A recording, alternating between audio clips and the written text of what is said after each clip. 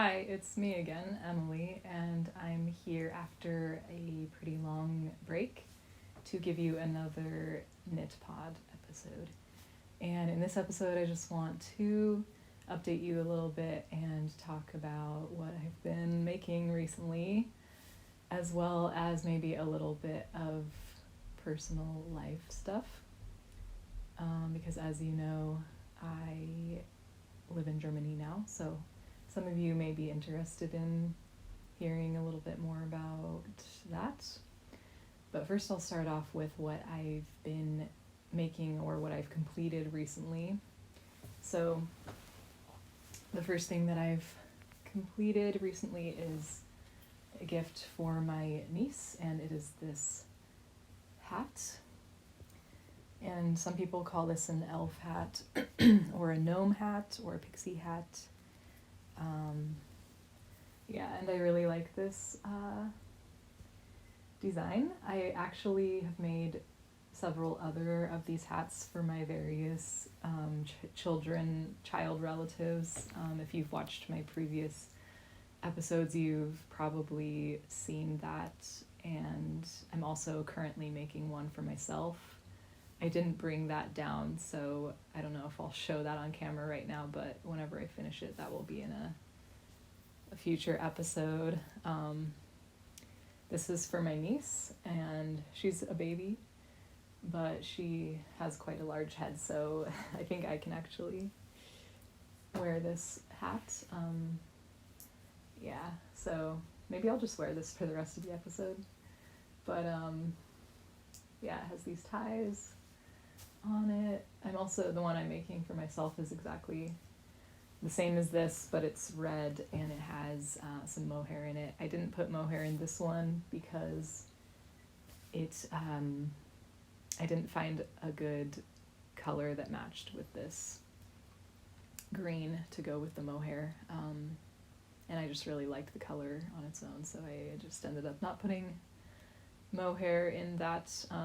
This yarn I found at a yarn shop here, which is actually a chain of yarn shops, but it seems like they had a really good selection. I'm new here, so I'm new to where to find yarn here in Germany and things, so I'm still exploring that. But this yarn is an Italian yarn, and it seems really good quality, and they had really a lot of color selection there, so it's something that I think would be good for making a lot of different types of projects, and it wasn't too expensive. I can't remember. I think it might be Mayflower. I think that might be the brand. But it seemed to be high quality and also not too expensive. I think that's all I'll say about that. And then the next thing I completed recently are these socks, which are also a gift. I'm currently in full throttle, full speed ahead gift knitting and sewing for Christmas. It's a little bit too much. I should have started earlier, and I always think that I will start earlier. Maybe next year I'll actually achieve that. But I made these socks. Hopefully you can see them well enough, but they're based on a toe up tutorial that I have used before. It's on YouTube, and then I just customized it to my own wishes. And they are, if you can maybe tell, they are mostly the same, but they're slightly different from each other, because as I was going along, I would notice things that I wanted to change, and I didn't want to re-knit the whole sock again. And they're different, but differences are pretty subtle, I find, so they actually turned out to be more subtle differences than I actually thought they were going to be. I thought it was going to be more noticeable. But this one on my right has a reinforced sole. The whole sole is a reinforced stitch, not just the heel. That's why it creates this curved shape, because of the way that the stitches align with each other and the pattern that's on the rest of the sock, and not aside from the reinforced part. And then this one only has the reinforcement on the heel. Just on the heel. And then I used this picot edge, which I really like. And these are for a gift, but as I'm knitting these socks for people, I'm finding out exactly what I like for socks, and I'm gonna knit myself some socks as well once I finish making all the gifts for other people. And this yarn is also a really nice hand-dyed yarn that I got from You and I Yarns in Chehalis, Washington, which is where I'm from, but I am obviously not there anymore. I got it before I moved to Germany, and it was like a really nice, really expensive yarn that I normally wouldn't buy that because it's too expensive, but I had a coupon from there because they do this. They have a really cool rewards points at that store where you get some money. After you spend a certain amount of money, you get like a really nice amount of money off on your next purchase. So it was not expensive because of that. And so I treated myself to that, but then this is going to someone else as a gift who is very important to me. So, and also the other thing to note about these is the way I really love the way that the color interacted with the stitch pattern. And I actually, speaking of reknitting these socks, I knit the sock once, and then, so I had a full sock, and then I had used the entire half of the skein. Because I was trying to use up all of the yarn. But then I realized in doing that it was a little too long. I like long socks, but I thought it would be better if they were a little bit shorter. So I decided, and also there was some other fit problems with it, and it was a completely different pattern. It had stockinette stitched on most of it. And it was very different. And in doing that though, I had done the twisted rib stitch on the cuff of it. And when I did that, so the body of the sock that was in stockinette was just like really regular uniform stripes. And then the part that ended up being the twisted rib was this really cool, slightly more random, fatter stripes that have more random color pooling and marbling in it, and I really like that, and that's like what I am always going for, or I like it when that happens. So I realized that the stitch that you do when you're using this yarn ended up really affecting the way that the colors pooled in a drastic way, and I really liked the way it looked when I did the twisted rib, so I decided to do that all over the sock. And as you can see on this one, this was the second sock that I made after the one that was completely messed up. And hopefully you can see it. I think it got darker outside, so the light is not the best. But you can see like on this part down here that is a mixture between twisted rib and this reinforced sole. It has a smaller stripe, but still kind of random. It reminds me of, or it's more organic. It reminds me of a tropical fish. And then as you get up here, when it's only twisted rib all the way around, the stripes get more fatter. They get fatter, and there's more color pooling, and it's more random color distribution, which I like. And I also like how it transitions from these smaller stripes up to the fatter stripes. And then this one, I wasn't sure. This is a third sock, so I wasn't sure if I wanted to do that whole sole reinforced. So I thought I would try just doing only the heel reinforced on the third sock. So that's why on this part, on the bottom, on the sole, around the foot, you have these also whiter stripes.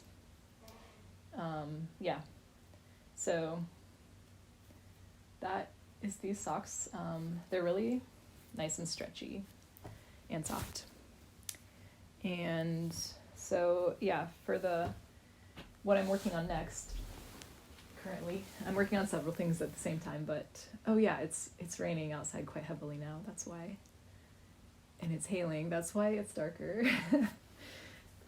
We'll see if I can color correct this in post, but yeah, no, I can't promise anything there. It might be dark right now as you're watching. So my camera stopped recording and I had to restart. So this is what I'm working on right now. And it is also a sock. This is not the actual sock. This is just the swatch I'm knitting to test the way that the stitches look and the way it looks with this yarn. This is another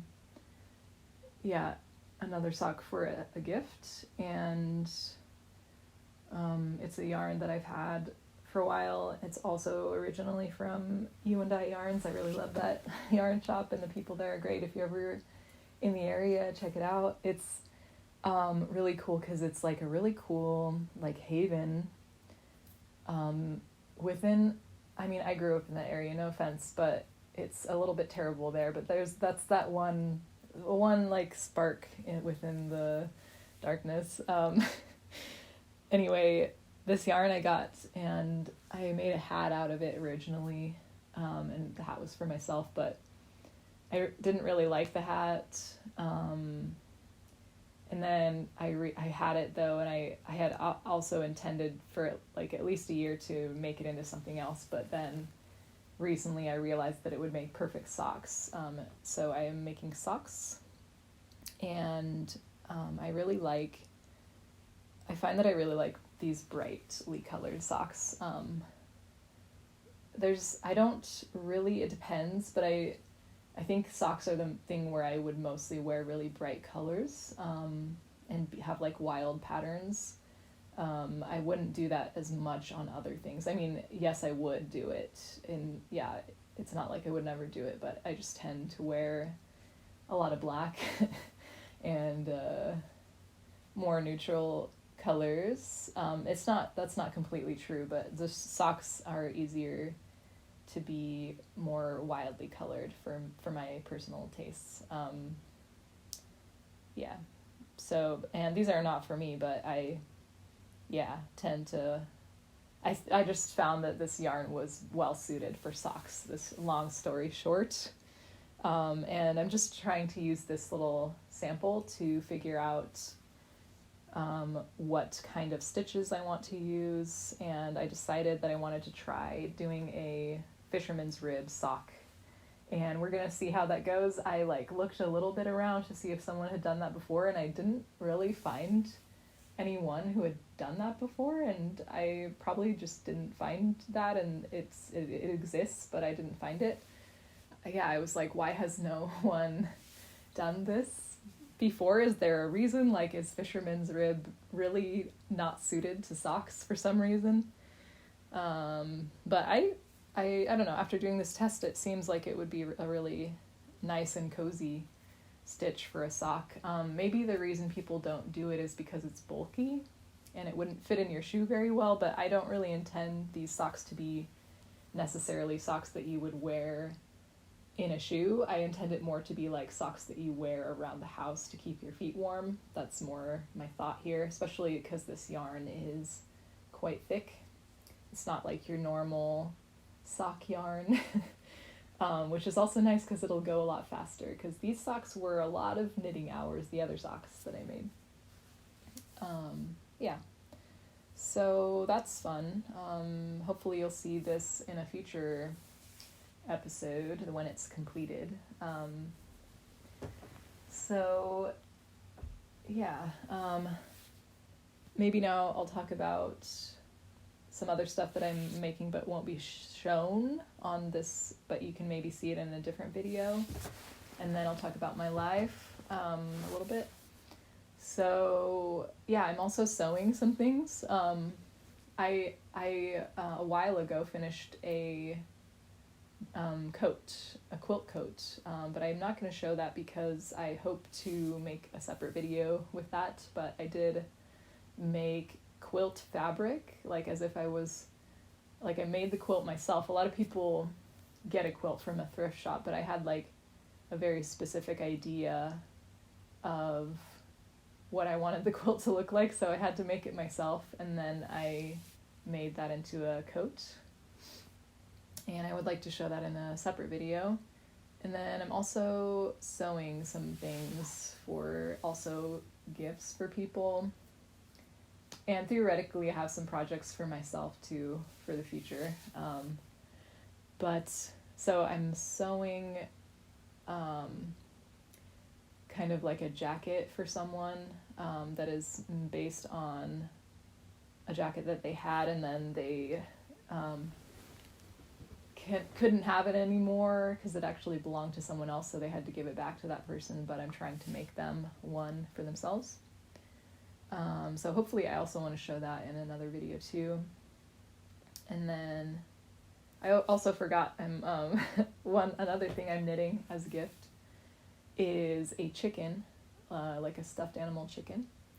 And if you've seen my previous videos, you saw the rabbit that I knit. So it's by the same designer, Claire Garland, and she has a chicken pattern, and this person just happened to want a chicken, so I decided to make that for them. I haven't started that yet, so I have all the materials for that, but I haven't started it. So that is something I'm going to be making, but I haven't made it yet, and you will hopefully also see that in a future episode. It's like a very kind of lifelike. All of this person's patterns are very lifelike, realistic looking animals. And I'm also, I'm not exactly sure what I'm doing yet. I haven't bought the materials for it yet, but I'm also making like a fleece half or quarter zip or button fleece, like pullover thing. And I am hoping to make it out of 100% cotton teddy fabric. So it'll be like the fleeces that you might buy from Patagonia or Columbia or whatever. Does Columbia even still exist? I know that's like a company, a lot of people in the Pacific Northwest where I'm from wear that, but I also actually don't know if it's like still a company or if that was something that was active back in the 90s, because I mostly see those in thrift shops. So I don't know if that's a current brand or not, but definitely people wear that where I'm from. But anyway, so it's going to be like those, but it's not going to be made out, unlike those, it's not going to be made out of plastic. So yeah, I'm just going to try to see how that works. I've never worked with that specific fabric, so I'm going to try to get some and work with it. And yeah,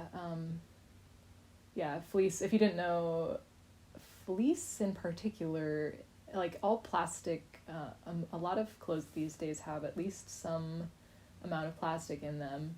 And then fleece is, I think, one of the worst of them all in terms of polluting the water and the air with plastic, because every time you wash it, the microplastics go into the water stream. And they actually end up in the clouds. These microplastics end up in the clouds, so it's like plastic inundated throughout the ecosystem, which is not good. And so trying to avoid that, maybe you can still have these cozy fleeces, but without this harmful effects to the world and to ourselves and to our bodies. Yeah, so that's that. Let me see if there's anything else that I am working on that I should talk about. I have, a lot going on. I think that's all. If I think of something else, I'll tell you. But now I wanted to talk about kind of a little bit of my life in Germany in case you're someone who is interested in that. If not, you can just, end this video here if you were just here for the crafts, for the fiber arts. But yeah, I live here in Germany. I've been living here for since July approximately. I'm learning German right now. I'm doing a intensive German course, and I'm currently in the C1 German level.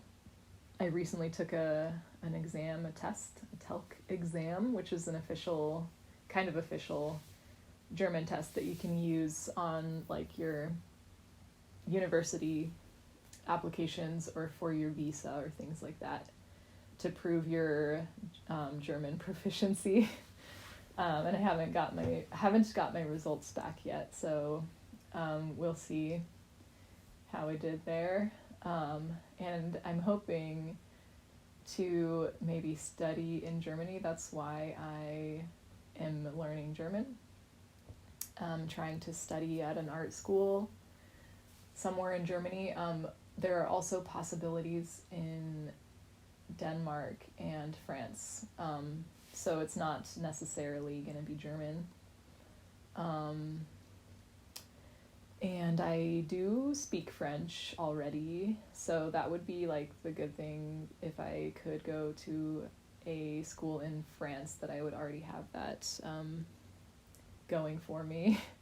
But I will say that I think I need to work on my French. It's not up to par, but I think if I were living there, it would quickly improve, which is something that I want to do. Like, I want my French to be fluent.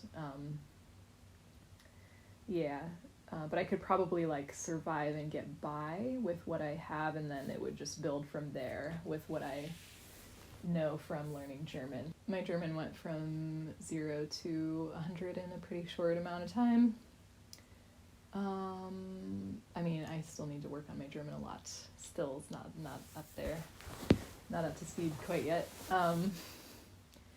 But I just wanted to talk a little bit about like the uncertainties and stuff that I'm having. In case, I don't know if this is interesting. You don't have to watch this if it's not, but just to give some like something about my life that's like real, and just not knowing exactly what I want to do or what I want to study or which path I want to take, because I don't. I'm thinking of studying various art forms, and including animation, which I have experience in, film directing or filmmaking, or illustration, or possibly painting. And then I'm also interested in singing and acting, which are things that I've never done any kind of formal training in or professional thing in, but something that's always interested me, and I want to try it. I want to try acting at some point. And just doing all the research for all the schools, and I've done a lot of research into a lot of different schools, and trying to gain a clear idea of what I want to do and which pathway I want to pursue, and it can be really overwhelming, and it makes me feel quite uncertain a lot of the time. And I still don't know exactly what I want to do, but I am determined to just keep forging ahead, and trying to follow my gut as much as I can, and hopefully that will lead me in the right direction. And I also think that you don't have to know exactly what your life is going to look like or what you're going to do.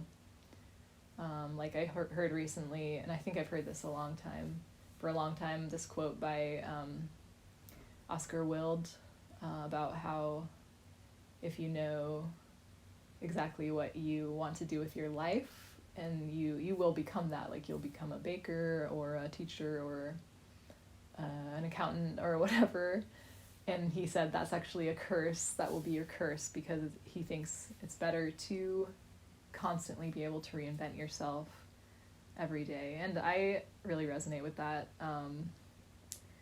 So I don't think we have to always think that, or we have to always know where we're going. It's quite a beautiful thing to just embrace the adventure and see where life leads you. So yeah, maybe in a future video we'll have more of an idea of what I'm doing next with my life here and my adventure in Europe. Yeah, so a lot of the times I just sometimes I wonder what I want my life to look like, and I think I want it to have a lot of freedom. I'd rather be self-employed and work for myself. That's one thing to think about. And sometimes I wonder if being just being a YouTuber or somehow being an independent artist, that seems like the ideal life for me. And also living in the wilderness or in nature, in a cottage. That's also a dream. There's always this tension in my life between like the hustle and then wanting to really, really slow down my life. That's actually a goal of mine that I'm trying to work on more and more, is slowing my life down more and more as I go. Trying to get out of this mindset of hustling in your life and striving constantly. That's something that has been a struggle for me. And yeah, I really want to slow down, do less, have less on my plate, have less responsibilities or like requirements that I place on myself, like not doing too much at once in terms of either projects or endeavors that I'm doing in my life. Like I need to simplify it, have it not be so much, and not try to do so many different things maybe.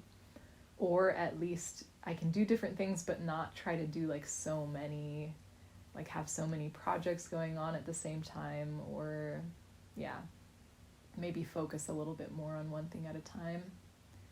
That's actually like one of the tenets of Zen Buddhism is like the great wisdom, the deep wisdom of Zen Buddhism is do one thing at a time. Like focus all of your attention, all of your mind effort on only one thing at a time. And I think by doing that we can be a lot happier, because I don't think we're really meant to be constantly moving from one thing to another. Like our minds and our attention to be constantly jumping around and pulled in different directions by different things. I think it actually leads to not feeling good or healthy in your mind or your body. At least I found that in my own experience, and I'm definitely like one of the worst perpetrators of this. Yeah. So yeah, just trying to slow down my life, trying to live sustainably as always. So yeah, that's kind of what I do here. That's why I like to knit and sew and make my own clothes, trying to do that myself in a very slow and conscientious manner that will counteract a lot of waste and consumerism. So yeah, that's what we do here. If you like that, stick around. If you like this video, feel free to subscribe and like if you like it. I would love to see you in a future video.